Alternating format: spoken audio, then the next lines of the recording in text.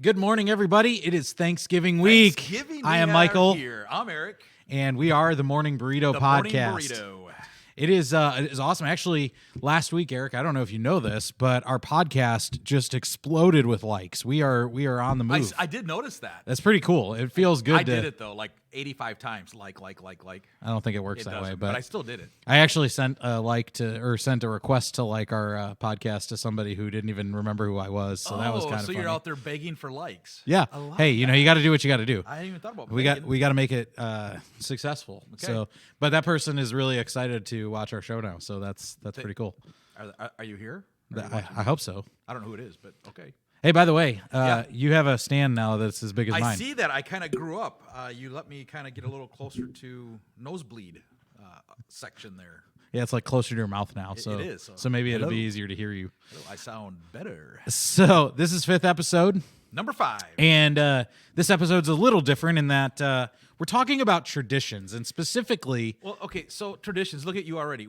The show's called The Morning Burrito, and look at I've got my burrito. Look at this. It's right there. It's green. It's the spinach spice. it's kind of we had last week. I know. And look at you're not eating one this week. What's up? I'm not. You feel okay? Yeah, I feel okay. I might have to go get one after this though. This will be 2 out of 5 weeks You now. don't eat that- spicy, so you can't. Well, I can have a burrito without it being spicy. I just can't believe you come to a Morning Burrito show, and our people are expecting What- us to what talk word about was our that? burritos, and you. Did you say modern burrito? I don't know. Maybe.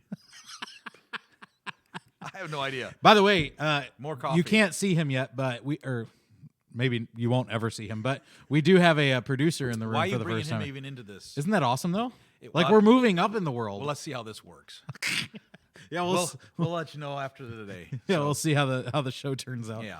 So Anyway, my burrito's gonna be great. Sorry, you're going hungry. yeah, it's okay. All right, tradition. So there are lots of traditions about Thanksgiving that I'm sure have existed from the beginning of time. Beginning not of really. Thanksgiving time. Yeah. Different cultures have their own sorts of Thanksgivings. I mean, I think Canada's got their own Thanksgiving. They do. Their I own don't know when day. it is, it's but in October. oh well, that's weird. It's like a November thing. Canadians, you are weird. Yes, our student ministry here at Oh, by the way, I've Hermann got a Canadian relative. Her name's Lucy. Happy birthday. Today's it. She's a Canadian. I'm sure she's thankful today. There you go. All right, go ahead. Our student ministry just started a new tradition for Thanksgiving, which I'm pretty excited about. We did Turkey Bowl on Saturday, so Nice. that was a whole lot of fun. I threw some touchdowns, and our producer was there, so that was it was a good time. Nice. And exciting tradition that we're going to No build in our hospital church. runs.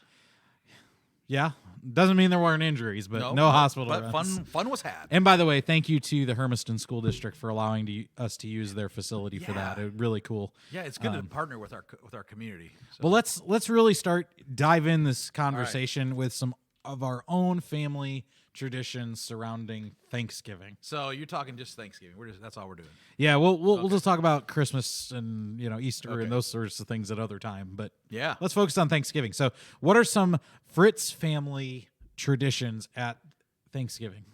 Oh man. Well, traditions. We'd always go to Grandma's house. Like as a kid, I'd always go to Grandma's house, or they'd come to our house. So that was always kind of cool. Get Grandma's cooking and food. Now that I'm married, we go to my in-laws' house or try to have them come here. But so there's always turkey, always lots of food, always a nap in there somewhere. The parade. I'm not much of a parade guy any other time of year, but Macy's Day. You got to watch Macy's Day. You do. You just it's okay. So we do. We're cool that way. And then you've always got to watch the Rose Bowl. That's kind of doesn't even matter who's playing. You just watch it. Sure. So. Except the Rose Bowl is not played on Thanksgiving. Oh yeah, it's not. What game is that? You can tell I care. There are Thanksgiving football games with the NFL. What is that? Cowboys, Detroit Lions, they always play on Thanksgiving. No. There's always 3 no, NFL football games. No. Anyway, let's move on to that. You're thinking of New Year's. I think I am thinking of New Year's. So we're talking Thanksgiving. And there is a parade. I have to eat my burrito. Why don't you take a bite of burrito and I'll share some of mine. Okay. And we can get back to All you. right, good. So ours surround 2 words that start with F for my family. It's always food and football. That's what Thanksgiving is for us. as far as traditions. Everything centers around food and football. So on the food side, when I was growing up, my mom has always made the same contents of the meal. There's always homemade mac and cheese, which is awesome. She gets the Velveeta and the saltines or the Ritz and makes like a casserole, melty cheese, just amazing mac and cheese. She has made from scratch potatoes, mashed potatoes, awesome. Dad makes the turkey, stuffing, all the green bean casserole. That's a fave in our house. Have little crunchy things on top of it. Yeah, the crunchy onions or whatever they're called, French onions. There's always like sweet potatoes and that kind of stuff, but I never dig into that. I always eat the starchy bad stuff for you. And then, of course, there's no Thanksgiving is not Thanksgiving without eating an entire pumpkin pie in one day with a lot of whipped cream. Lots of cream. So you get the spoon whipped cream or the out of the can? It doesn't matter. I don't care. Yeah, I'll take either. Are you the guy that's in the mouth out of the can? Oh yeah, yeah. Oh yeah. Yeah, we usually have several cans if we're going to do the can everybody thing. in your family that way? For the most part. Everybody's pretty much my mom and dad are like the Costco people, so they'll get the big old Costco one, usually two of them. But the whipped cream out of the can. Do they all suck it down? No. Well, my brother does sometimes, I think, but he probably has matured out of that. I haven't. That's why I'm in student ministry. Yeah. Well, it's like my whole family does it except my wife. She will not suck on a whipped cream can. I don't suck on it, but no, you got let it go. Just the power. The more you suck on it, it's really great. And then when it comes to football, once we eat our dinner, it's sitting down and watching football the rest of the day. And we always wanted to have this like tradition of playing like a turkey bowl with friends and stuff. I always wanted to have that tradition on Thanksgiving, but it's always been so hard to get. Especially in ministry, it's always been hard to be somewhere long enough to establish a tradition quite like that. Right. So, that's as far as our family traditions. What we do, it's faith, it's food and football. Food and football. So like we go on and we do guns. We like guns. We'll go shoot guns. I like guns. It's like a target day. So if we go out in the desert or wherever. So that's kind of cool. Sounds great. Yeah. But we got one really big family tradition. And it comes out just before Thanksgiving. Is this what I'm thinking? It's a little early this year because it's been in our house already, I think, probably like 2 weeks. And we have our own little. Anyway, it's my special guest. Oh boy, here we go. This came by way, I believe, as a pastor appreciation gift, like many, many, many years ago, and it's still on the original battery. It's awesome. It kind of reminds me of the old bass that sings. Kind of, but this is way better than the bass. This is the turkey. And look, check this out. You gotta just listen. Okay, listen to this.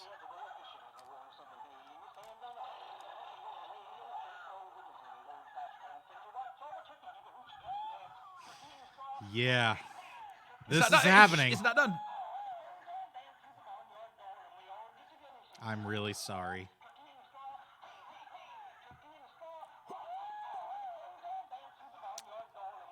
This is happening right now. Yes, that happens in my living room about 30 times a day between now and Christmas. Your youngest is the one that hits that all the time, isn't he? Right now he hits it the most, yeah, I'll admit. But I take my turn. And the old G-man. And my other kids, the boys take their turn. The girls, not so much. One of the traditions that I had for my more like teenage formative years that I really do miss, it was a really cool tradition, was a church tradition. The church I grew up in the faith in, we had a thing we called Thanksgiving breakfast. It happened every year. And a couple families came together every year and they would make breakfast, and it was a youth-centric event, and they had this big old like turnstile where they'd make the pancakes and stuff, the circle grill or whatever. And we would, as a student ministry, we had a really pretty good drama team of students, And so we would come up with skits and stuff, and we would put these skits together and perform the skits for people who bought tickets. And it was a fundraiser for our student ministry, but it was just a tradition in Thanksgiving. So one of the skits that we did every single year, which was always fun, it was always different. We always had different focus depending on what's happened in the previous year. But we would do a staff skit where we would all be different staff members and be able to mock our staff a little bit. Yeah, that and could be poke interesting. fun. That could be interesting. So it was really funny. Should we do that right now? Who's going to play you? Well, you. And you're going to play me? That'd be fun. That'd be really difficult. No, let's not do it now. Maybe Christmas we can do that. I mean, I'm already on New Year's. You'll have to get your glasses out in Yeah, order to probably do will. that. Yeah. But yeah, that was a tradition that was always really fun. If anyone from Chicago First is watching this, that was always a really cool thing at Thanksgiving. I always look forward to the turkey. They always get the turkey out, and they start it like the night before, the whole thawing and prepping. And it was just really cool to watch that always happen in our home because, something is happening. The anticipation is just building. And then I get up in the morning, and, yeah, you're having breakfast, but I'm already smelling turkey because they put it in. Like a couple years ago, we raised turkeys, and we had this 42-pounder, 43-pound turkey, and it was so big it wouldn't fit in the oven. So we're at my in-laws' house and trying to cut that bird in half to put it in two different cookers was kind of a fiasco. But man, Are it you was like the dad from Christmas Story where you're Yeah. poking at the turkey Yeah. while it's cooking? Mm-hmm. And your wife's worried about you getting worms? good. Yeah, I'm that guy. I'm that guy. So this year it's 43 pounds going in the oven. So we got to split another turkey this year. So Holy. yeah, it's gonna be great. Yeah. Awesome. Yeah, we're spending time with a couple families from our church here, and really. I probably shouldn't have said that online. Secret's out now. Gonna get myself in trouble on that one. Cops are coming to your house. Yeah, but no, I'm really excited. I mean, this is now becoming our tradition since we moved here. Same family we're spending time with, the same two families, and it's just cool. Yep. One of the things that has been a tradition in our household since my wife and I got married is when we lived closer to her parents, her family always has a big Thanksgiving shindig. I mean, it's like every part of her family is together. My family not like that at all. We're all spread out across the United States. But they deep fry turkey. Have you ever seen this? Yes. Oh man, Yes. it's like a bomb waiting to go off. Yes. It's the craziest thing to watch. The most dangerous way to cook a turkey by far, but it is the best turkey I've ever had. Her uncle does it. It is just Comes out phenomenal. so tender and juicy. Oh yeah, yeah. But we started a couple new traditions in these last few years with our daughters and my wife, and one is every time we sit down to have a meal together on Thanksgiving, we go around the table and we take intentional time, 5, 10, 15 minutes or so minimum, to think about things we can be thankful for to God. Because we don't want Thanksgiving to be a holiday that we just kind of skip over and it's just food and football. Although those are great things, two very good things. Obviously, I like food a lot. But we wanted it really to be something more than that. And then we also, this is kind of the start of the Christmas season for us in our house. So we put up our Christmas tree together as a family, which is always a fun thing on Thanksgiving. And then we also, we go out to Walmart and we buy a new ornament for each family member every year. Oh, that's sweet. And so that way, over the years, our tree will just gain in size with different ornaments from each year. And, this year it's probably going to be a dragon or something because 2020 has just been Fire. a joke.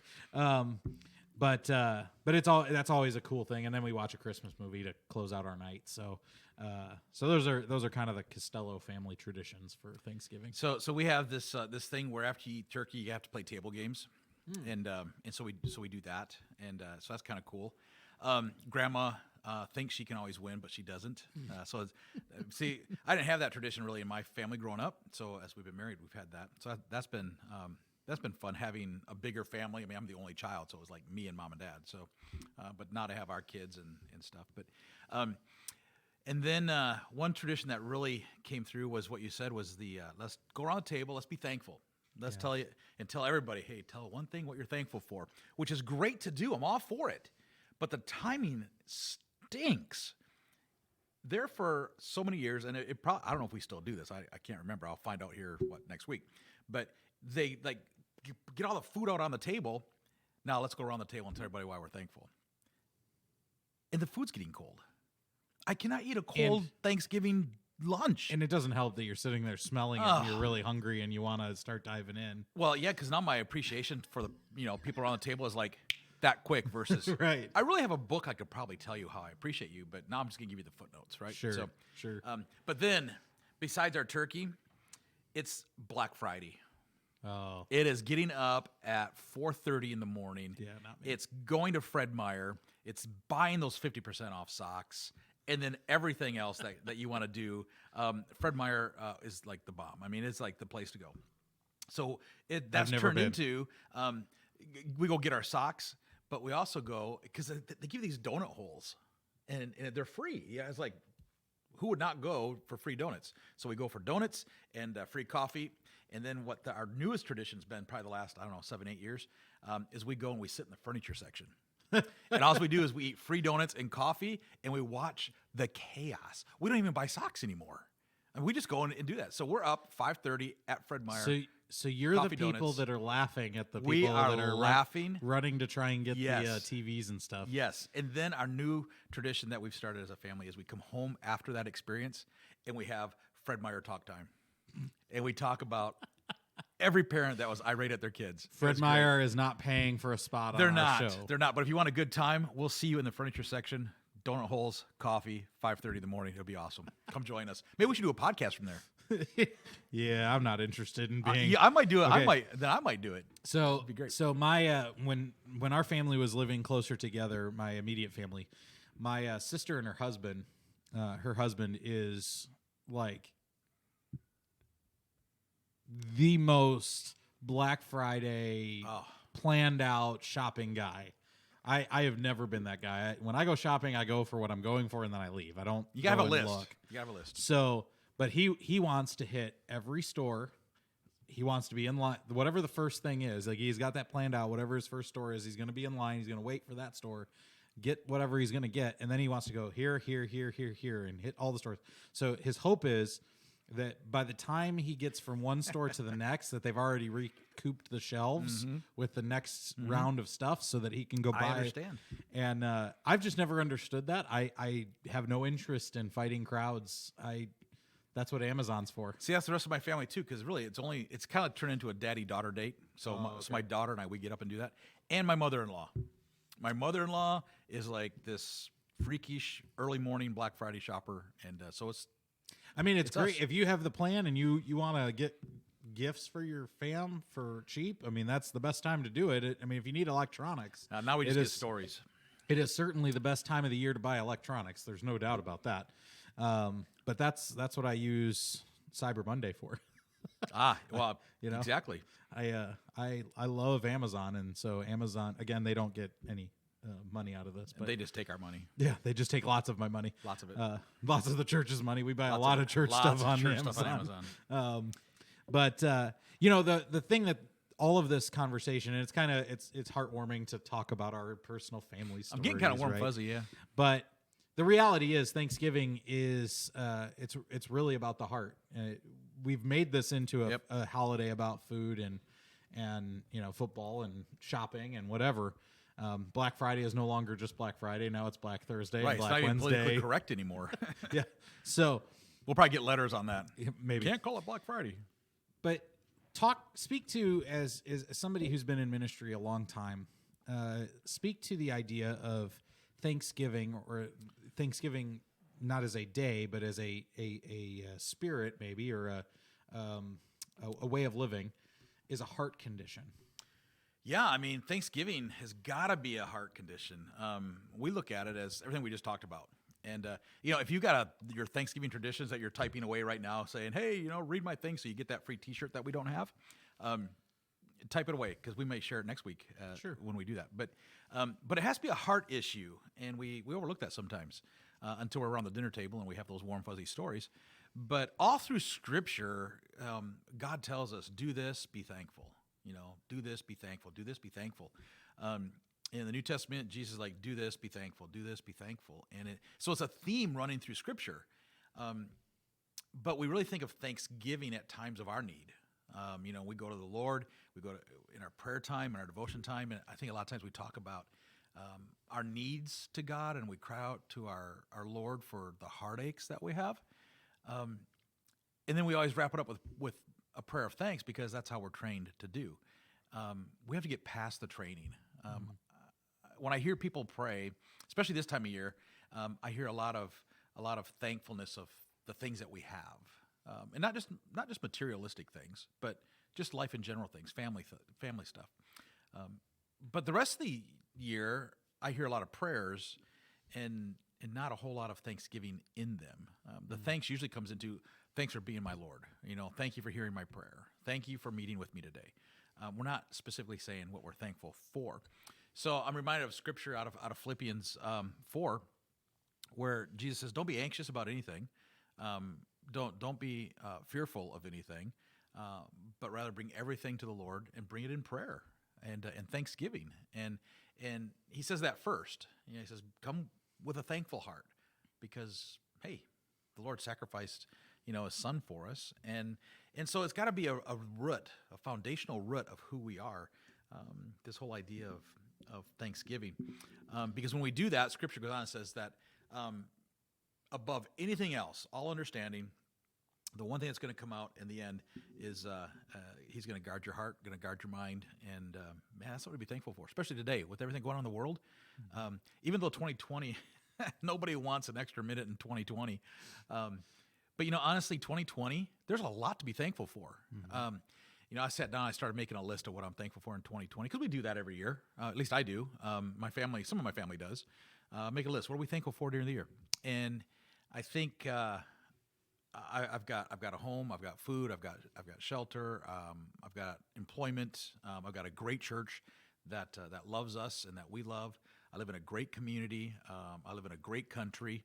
I don't have a lot of the darkness in my family that I see in a lot of other families. When we look at helping people. But I also have the things to be thankful for, like I've got my health. I mean, this, as you know, a year ago, my health went this totally opposite way, right? This time last year was not a good time. Yeah. I mean, so I'm very thankful for the health I have this year. And I'm thankful in ways that I have not really been thankful for before. Because this year of pandemic, I think we're all seeing things about ourselves, right? I mean, it's forced us to be a little bit more honest with who we are. And I'm thankful that the Lord's given us this 2020, this year of rest, slower schedules, not cram-packed calendars. So I've taken some of those lessons. I don't need to live the fast-paced life. I don't need to have my calendar packed full, because I lose sight of being this thankful heart each and every day. If you're listening to this or watching this, we're available on all kinds of platforms: Google, iTunes, Spotify, YouTube, Facebook, obviously. You may be saying to yourself that, when you go into your prayer time,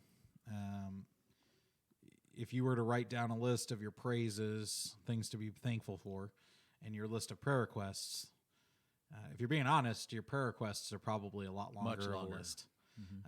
I think even for us as guys who are in ministry, this, Jesus is kind of our job. This is what we do every day.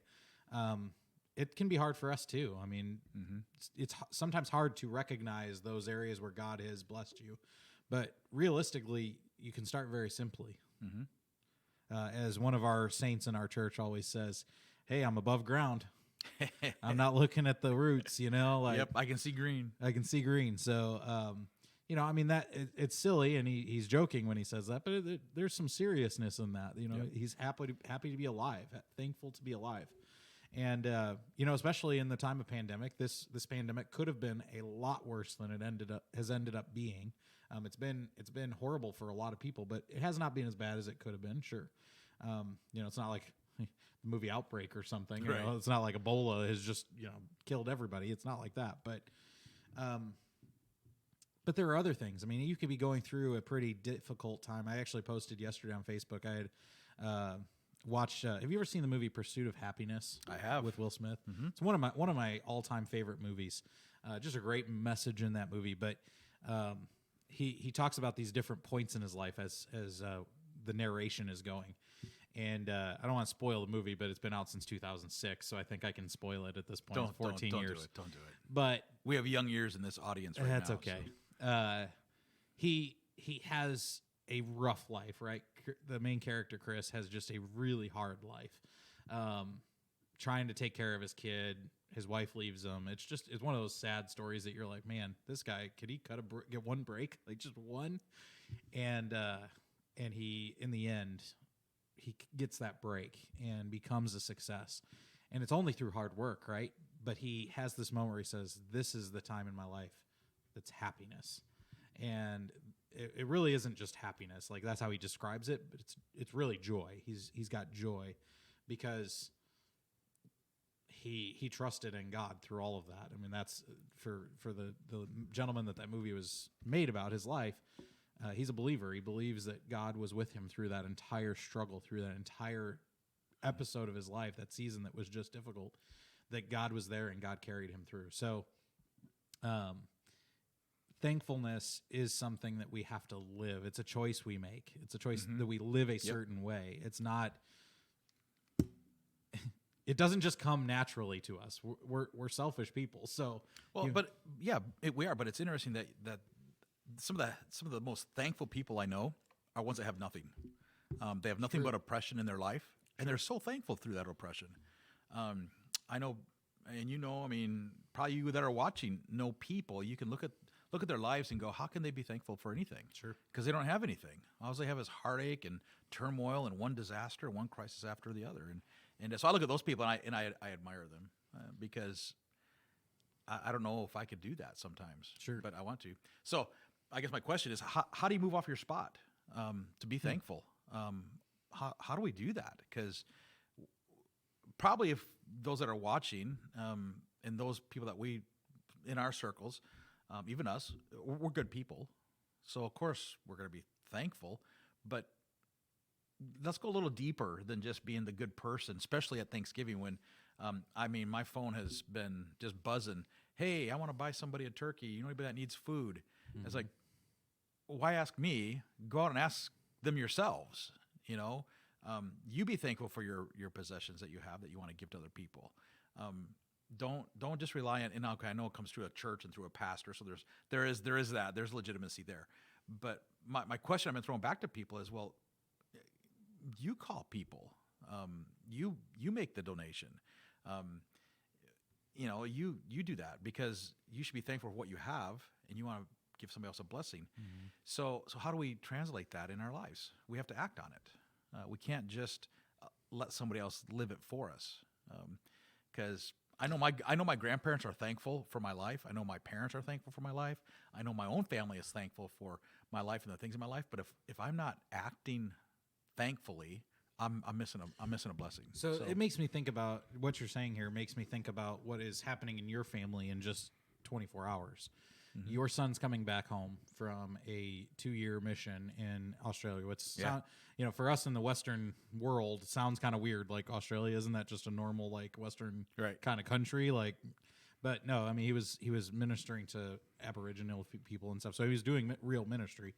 But what makes me think of it is that Graydon, when he left with YWAM to go do that, there's probably fear on your side, right?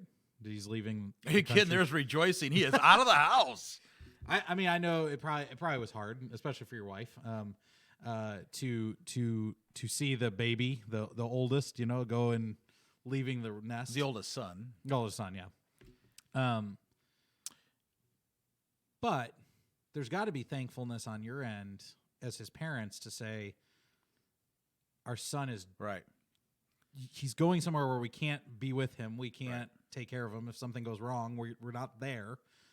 But at the same time, thankful that he is making a choice that is amazing. I mean, that's an amazing choice. Right. And now you get to be thankful a second time because he's coming back home. Sort of, maybe. Yeah, no, we are. We are. But because yeah, you're right. Because we stood in his bedroom the night that after he made the decision to actually go with YWAM and to leave home, it changed like that. He went from whoo to just, I probably shouldn't tell all of his story, but to just a butterball of tears. And he would say, I can't do this. I can't go. I can't do it. And Mom and I, we had already prayed through it, and we were already happy he was doing it. So now our job as parents was to give him the boot on the backside and go, okay, the Lord's finger is all over this. I love that song, The Evidence. The evidence of God is all over his life. He just can't see it. So I was thankful for that moment, right? So, yeah, and now he's back, or he's coming back. If we ever get him away from his girlfriend, maybe he'll show up tomorrow the way he's supposed to. So, but anyway, yeah, moments of thankfulness. Well, and I think, if you're watching this and you're not a believer, that's okay. We're glad you're here. Yep. This is not just for Christians, but, you don't have to necessarily believe in God to live with a spirit of thankfulness in your life, an air of, or whatever you want to call it, of thankfulness. Right.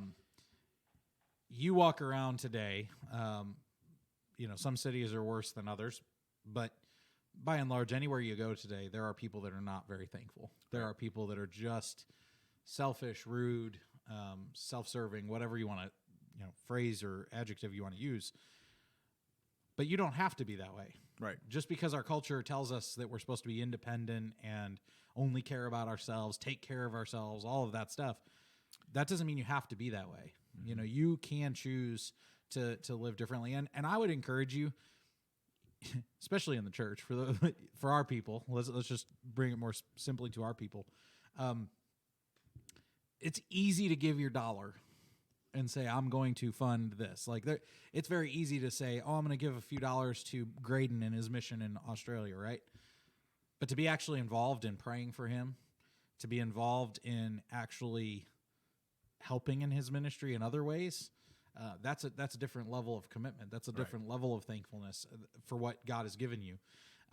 And I think for us as pastors, we've been able to watch our particular congregation here in Hermiston in the time of pandemic when things have been very uncertain.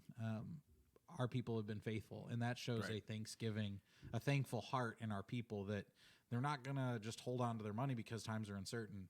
They're going to continue to serve and to give because they're thankful. So, we like to ask the question, about us in this podcast is how does HermNaz do it? How well does HermNaz do it?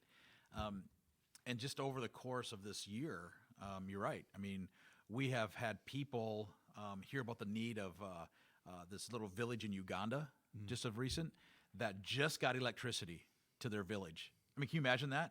They just now get electricity to their village. And through Facebook, through technology, we get this message from this pastor that's over there, and he's like, man, I need $250 to get electricity hooked up into my church and my home. And put that out there. And one of our people at HermNaz said, hey, I'm in. I'm doing it. And I'm like, why? And there's like, it's my mission statement in my life. And it fits my mission. So they donate. People from Kansas City donated. Other people that are tied to our church donated for that. Orphanage in Kenya, same thing. Yeah. I mean, they need chairs. And so we buy chairs. I don't forget how much money we spent on chairs over there, like $500 or $600, which is a lot of money in their culture. But that turned into now they have a field and they have crops. Yeah. And somebody donated the generator and the water pump to suck the water out of the river. Right. And that turned into putting the generator and the pump. I didn't tell this story on Sunday, but because of the generator and the pump down at the river, they were able to hold church down at the river. And this last year, on one Sunday, they baptized over 140 people. Yeah. And it all started because we bought chairs. Well, and you've got the hurricanes down in Honduras. Yeah, and Honduras. We have connection as a church. We have connections to Honduras and a team that's going to be going out next summer. And they've had some devastating flooding. And in one Sunday, was it $200+? Yeah, it's like raised? Just for mentioning it. Just for mentioning it on a Sunday. And we're still, the donations are still coming in until the end of this month. But yeah, so our people are very thankful with their hearts and their dollars, but it is more than the dollars. Well, and it is, but giving comes from a thankful heart.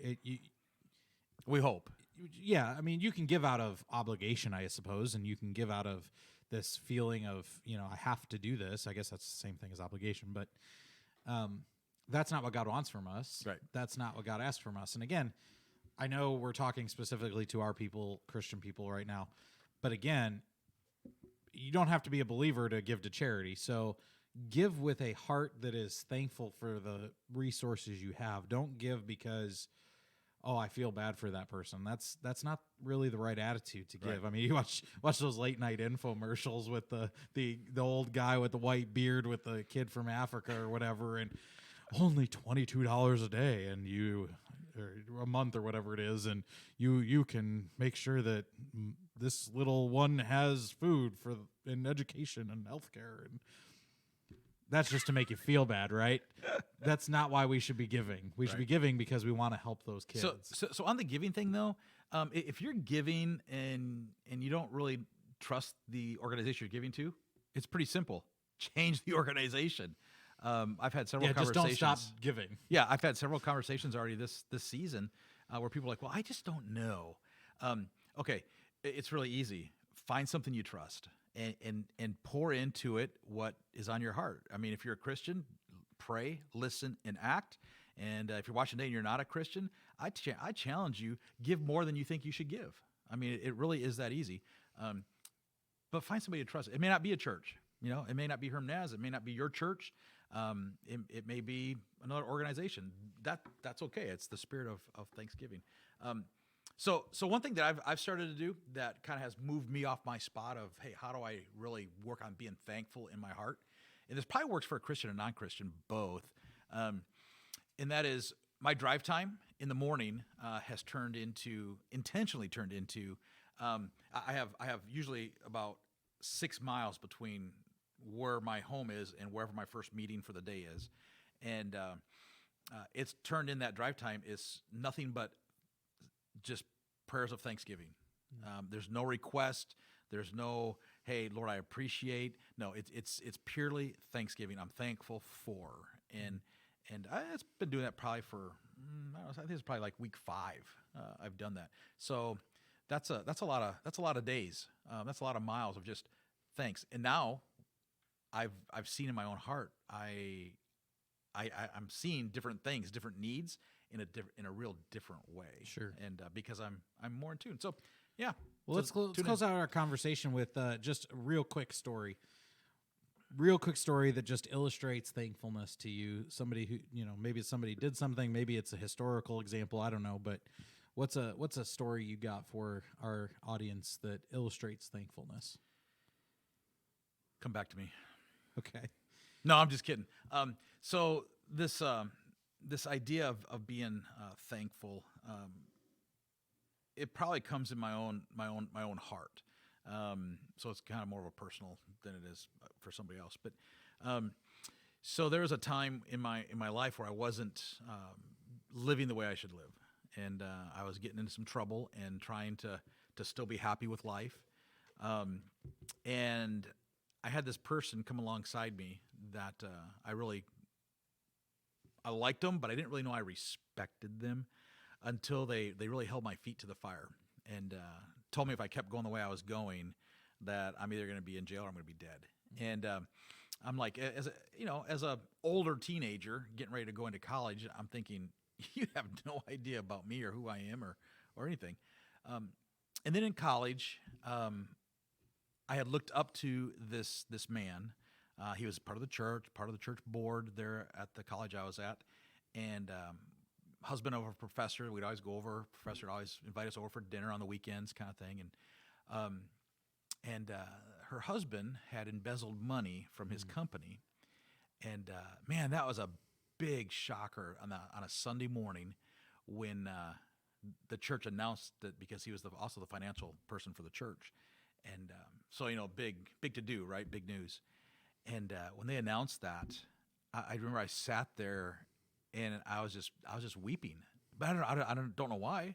I mean, at then I didn't know why. I don't know if I was mad because I was mad, disbelief, hurt, angry. I don't know what it was. Probably all of those put together.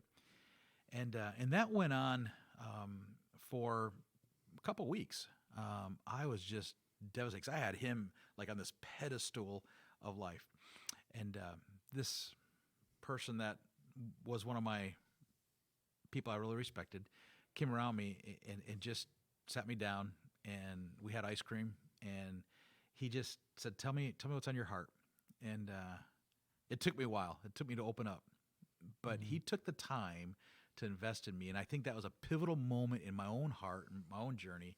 I mean, it's not a warm fuzzy thing for any of you listening, but for me, it was a turning point, because when I really feel like I'm maybe up against the wall and not really grateful and thankful and just can't believe, the situations that I find myself in, I go back to that time eating ice cream and the words of this gentleman and the time that he invested. And for me, I am so thankful, because if he wouldn't have done that, nobody else in my life would have.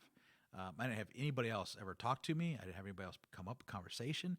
And so I look back at him, and I'm just like, man, God had him in the right place at the right time. And all he did was just ask me questions and tell me he loved me.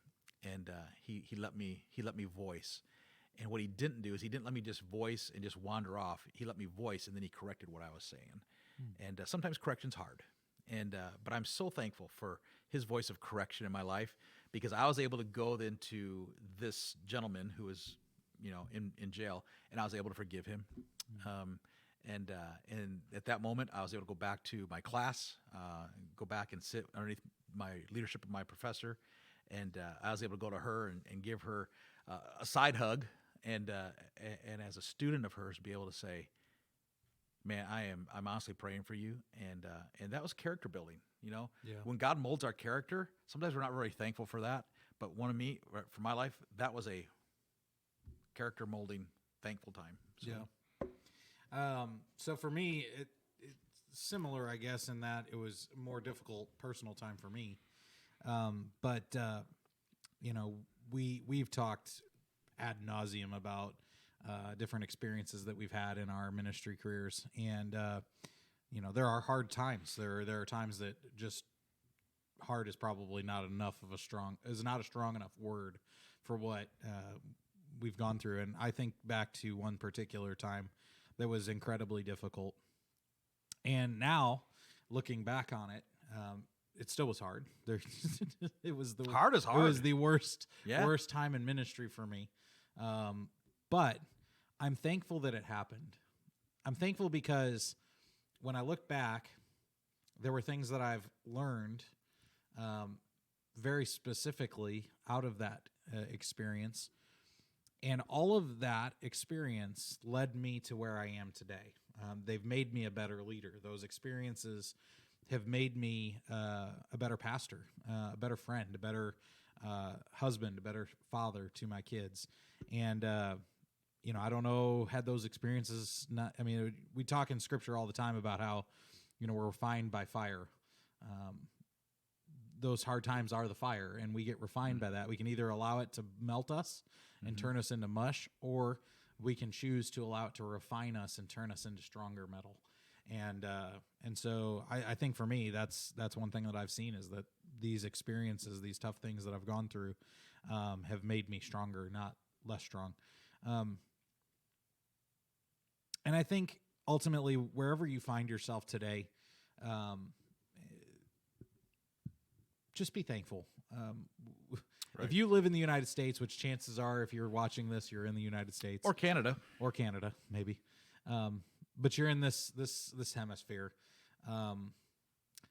Chances are you're probably in a better position than most people on the entire planet. Yep. So you have a lot to be thankful for. It doesn't matter where you find yourself today. You have a lot to be thankful for. And so just, our challenge, our encouragement to you, find those things and focus on that, because that's positive.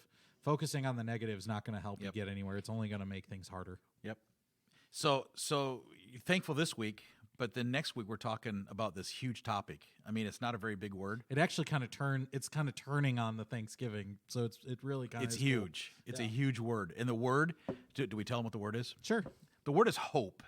4-letter word that means a whole lot. And it probably doesn't mean what you think it means. No, and the reality is, you have to have Thanksgiving first before you can even move to Hope. So Yep. there's a reason, the method to the madness. Boom! You see maybe. this? You see the circle? But So, but yeah, we're really excited to have that conversation next week, and hope you have a great Thanksgiving. you just use the word hope. Yeah, I hope you. I just have to use the word hope. I hope you have a great Thanksgiving. We hope you have a great Thanksgiving, and thank you again for just joining us and being a part of this journey with us. Yeah, it's been a good journey. So eat a lot of turkey. Wear the Expando pants. Make sure the slippers are close so you don't have to do too much moving around. Let the food digest. Be thankful with your family, and man, count your blessings. You know, one thing we haven't done the last 4 weeks, this could be scary. we have not talked about our sponsor, our big sponsor. Our big sponsor? Our big sponsor. We have not done a service to our sponsor. Oh.